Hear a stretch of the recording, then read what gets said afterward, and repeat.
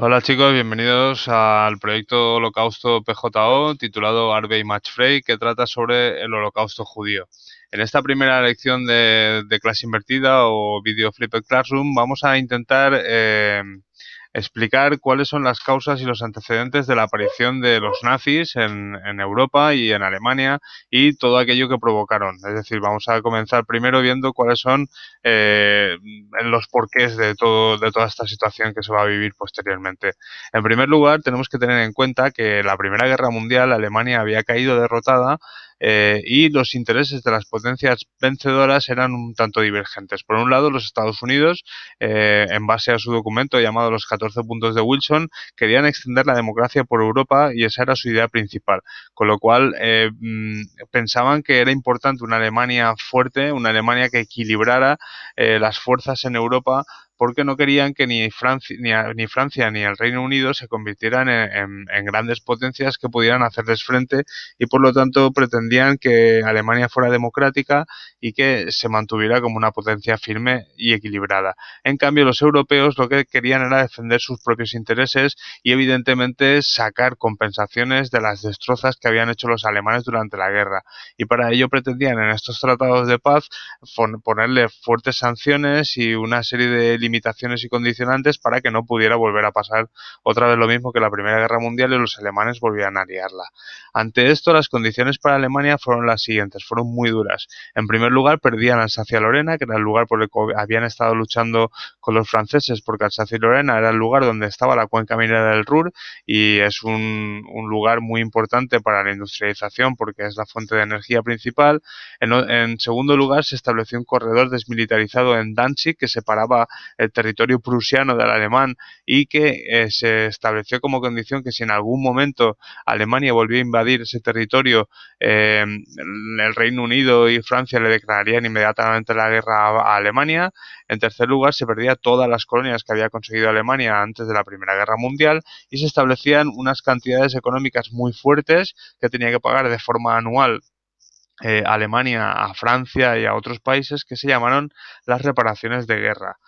y además se avalaban esas reparaciones, si no se pagaban, pues se quedarían con territorios que pertenecieran a Alemania. Y también se limitó el ejército, no podían tener un número de soldados determinado, ni un número de armas determinado, ni tampoco una marina muy fuerte para evitar que volvieran a causar algún conflicto. Y luego también se establecieron una serie de condiciones generales para todos, que fue la creación de lo que se llama como la Sociedad de Naciones, que era un lugar en el que todos los países se reunirían para tratar de dirimir sus disputas de una forma pacífica, dialogante.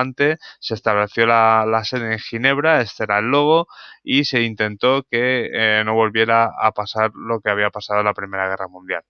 En definitiva, por haber comenzado la guerra, se le imponía a Alemania el pago de 700.000 millones de euros, que eran unos 226.000 millones de marcos en oro, que debía de hacer efectivo durante unos plazos determinados. Perdían el 13% de su territorio y, por tanto, 6 millones de antiguos alemanes perdían la ciudadanía alemana y pasaban a formar parte de otros países. Y un quinto de la industria alemana también pasaba a manos aliadas, es decir, el palo a la economía alemana era de tal magnitud que esto creó un sentimiento de revancha, un sentimiento de venganza entre los alemanes que dio alas a las teorías económicas y políticas que posteriormente pondría en marcha Hitler. El fin de la Primera Guerra Mundial con la abdicación del Kaiser Guillermo II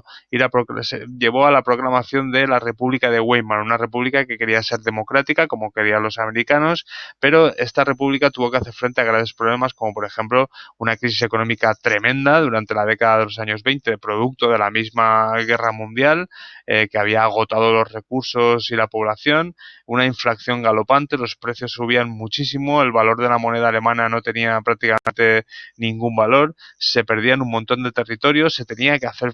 frente al pago de esas reparaciones de guerra que os he comentado antes y el sentimiento de humillación era de tal magnitud que los alemanes pues estaban de todo menos contentos. El dinero, como podéis ver en estas fotografías, pues no servía para gran cosa. Necesitaban grandes cantidades de dinero para pagar pequeñas cosas y el papel dejó de tener valor. Aquí podéis ver un billete de 50 millones de marcos, es decir, un billete de 50 millones de marcos significa que la depreciación del marco era de tal magnitud que la República de Weimar tuvo graves problemas para fomentar el comercio interno. Era incluso mejor a veces pagar la entrada del circo, como es en este el caso de esta foto, con pan o con una salchicha que con el mismo dinero, porque hacía falta una cantidad de billetes tal que no era útil ni tenía ningún valor. Eh, la recuperación poquito a poco se fue haciendo gracias al dinero de los americanos, a los créditos que les habían dado, pero el crack que se produjo en la bolsa de Nueva York en 1929 hizo que los americanos plegaran velas, dejar de prestarle dinero a los europeos, y eso agravó aún más la crisis en Alemania y llevó el paro y la inflación a niveles desorbitados. Por ejemplo, hubo 6 millones de parados en Alemania, eso es una barbaridad de gente y la economía, por tanto, no iba bien. Y este número incipiente de parados hizo que la gente abrazara otras soluciones, como por ejemplo el comunismo. Tenían el ejemplo en la Unión Soviética y querían pues un poco hacer lo mismo. Y estos alemanes eran lo que se llamaban los espartaquistas, eran los alemanes comunistas, que lo que querían era, con el puño de hierro del comunismo, destrozar la República de Weimar y su parlamento y hacer una cosa similar a la que se había hecho en la Unión Soviética. Y esto llevó a las dudas que tenían los grandes industriales alemanes y apoyar otra opción, como fue, por poner un ejemplo, la aparición de un ultranacionalista como Hitler, que con violencia reprimió al comunismo. Y nos vemos en la próxima tarea. Hasta luego.